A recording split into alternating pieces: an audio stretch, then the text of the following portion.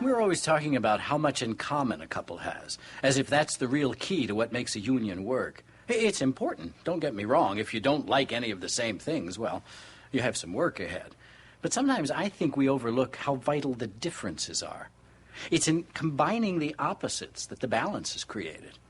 And when it's right, when the opposites match up, well, then you've got something greater than the sum of its parts.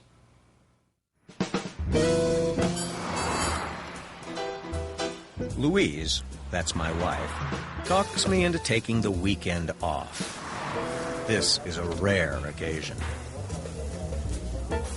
I run a national corporation with over 5,000 employees, and I just closed a deal that would send my company into the stratosphere.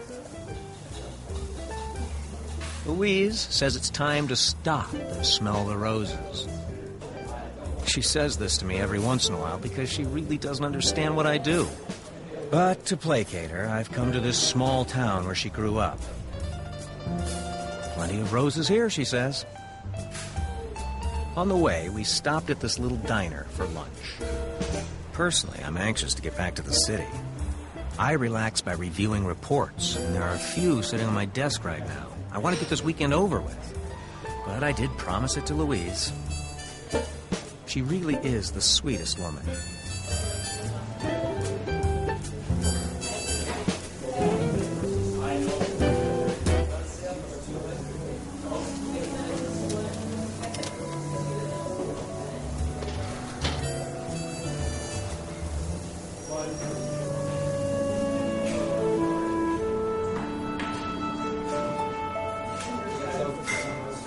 Then, my wife notices this guy behind the counter, the short order cook,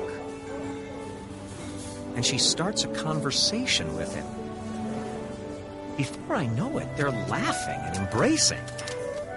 So I go over to introduce myself, and they're chatting like long-lost friends.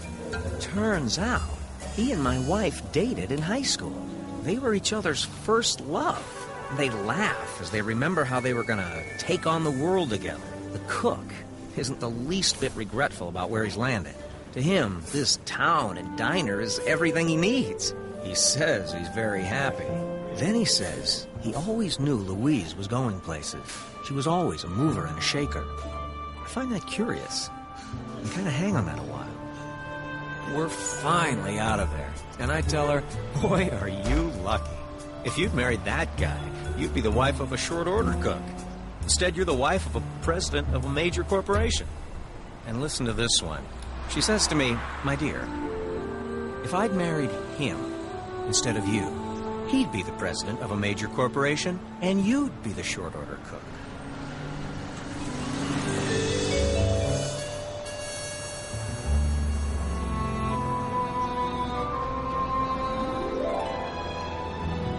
And you know something? She is absolutely right.